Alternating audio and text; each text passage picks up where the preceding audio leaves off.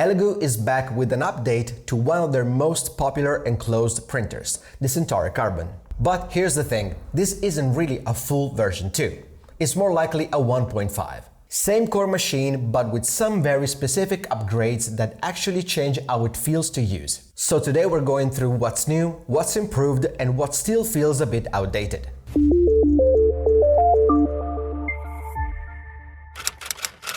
Welcome back to Pixel Forge Lab. My name is Alessio. Right out of the box, the experience is pretty straightforward. Nothing fancy, pretty standard packaging, a bit of assembly. But overall, simple and quick to get up and running. And honestly, that already tells you a lot about this machine. And for those who wants to watch the full unboxing video and consider to join the membership on YouTube, the link is in the box below. This machine is not trying to be premium, it's trying to be practical. So let's see what actually changed. Well, the biggest addition is the new Canvas multicolor system, built directly into the machine, supporting up to 4 colors. You also get a higher temperature hot end, now reaching 350 degrees Celsius, which opens the door to more advanced materials. There's a new smart grill system that automatically manages airflow depending on the filament, improved cooling with a redesigned fan setup, a bigger 5-inch touchscreen, AI monitoring features, and a more refined overall design. On paper, it sounds like a solid upgrade, but the real question is, how does it actually perform? So I started with something practical. I loaded ABS and ASA into the Canvas system and printed a spool holder in 2 different materials. And this is where things already look good. The print quality is clean, dimensions are consistent, and both parts fit together perfectly. No warping, no weird artifacts, just solid, reliable printing. Then of course I moved on to multicolor, and this is where things get interesting. The system handles filament switching automatically. It loads, retracts, and swaps materials during the print. And visually, it works. But there's a trade-off. A lot of waste. Like, a lot. I did measure everything. The final print, the prime tower, and all the purge waste. And yeah, this system is functional, but it could be more efficient. And well, honestly, after a few multicolor prints like this, one thing becomes very obvious. This printer creates a lot of little filament scraps and debris inside the chamber. Tiny purge pieces, dust, filament fragments, especially around the build plate and the corners of the machine. And that actually leads perfectly into the sponsor of this segment, the MegaFlow 200 Air Duster. I've been using this to clean out my printers, keyboards, cameras, basically everything in the studio lately. And for 3D printers specifically, it's generally very useful. Instead of using compressed air cans that runs out immediately, this is rechargeable, compact, and surprisingly powerful. It's great for cleaning rails, fans, electronics, filament dust, and especially all the little purge pieces left behind from multicolor printing.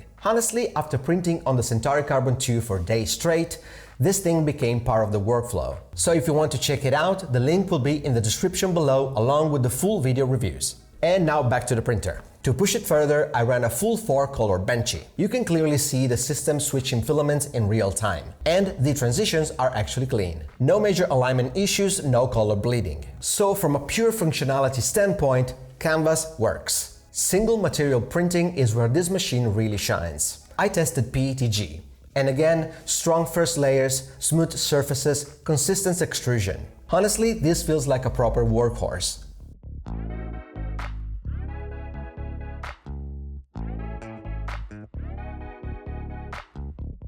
TPU though, a bit more mixed. Soft TPU didn't really work in the system, but switching to a slightly harder TPU, that worked fine. So it is capable, just not as flexible literally as some other systems. Now one of the most important upgrades here is the cooling system. Elegoo redesigned the airflow completely. There is now a smart grill that opens when printing PLA to cool the chamber, and closes for materials like ABS to retain heat. And this actually makes a difference. You get more stable temperatures, better consistency, and less need to manually manage the printer. The machine itself also got some refinements. Cleaner design, hidden screws, better vibration damping, a larger touchscreen that feels much nicer to use, and internally a more advanced sensor system that monitors everything from filaments to temperature and motion. It's not flashy, but improves the overall experience. I also ran a large print, this pyramid. And again, no issues. This is where the machine really proves itself.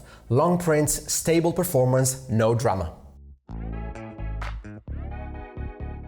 Now I also did a direct comparison against the P1S. Same model, same colors, same conditions. Here is what I got. The final prints are very close in weight and quality. The CC2 print came out at 98 grams, while the P1S version was 96 grams. So basically only around 2% difference. But things get more interesting when looking at the waist. The Centauri Carbon 2 produced a 33-gram prime tower, while the P1S produced 46 grams. So in this case, the CC2 reduced prime tower waste by about 28%. But the purge waste tells a very different story. The CC2 generated 371 grams of poop waste, while the P1S generated 240 grams. That means the CC2 produced roughly 55% more purge waste overall. So technically, the CC2 is more efficient with the prime tower itself, but overall it wastes more material during printing changes. And that's something you definitely notice during large multicolor prints. So depending on how you look at it, it's not necessarily better, just different. Across all prints, benches, tools, decorative pieces, the consistency is there. Layer lines are clean, details are sharp, and overall, print quality is honestly impressive for this price range.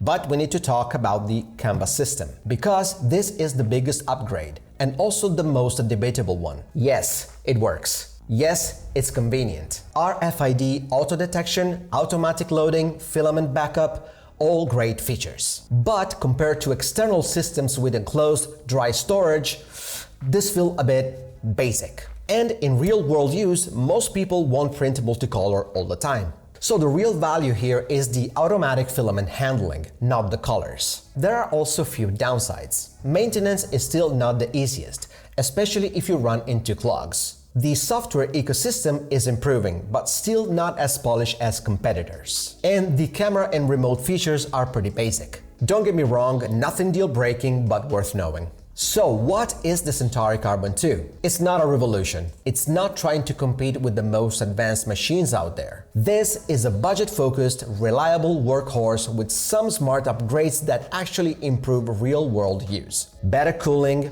better material support, solid multicolor capabilities, and overall great print quality. It's not perfect, but it knows exactly what it is. So what do you think? Is this the upgrade you were expecting, or were you hoping for something more ambitious? Please do let me know in the comments. Lots of work goes into making these videos. If you'd like to support the channel, please check the affiliate link in the box below to get your Centauri Carbon 2. And if you enjoyed this video, please do consider to subscribe if you're not. And while you're there, drop a like too. And that's all for this video. Thank you so much for watching, and as usual, I'll catch you on the next one.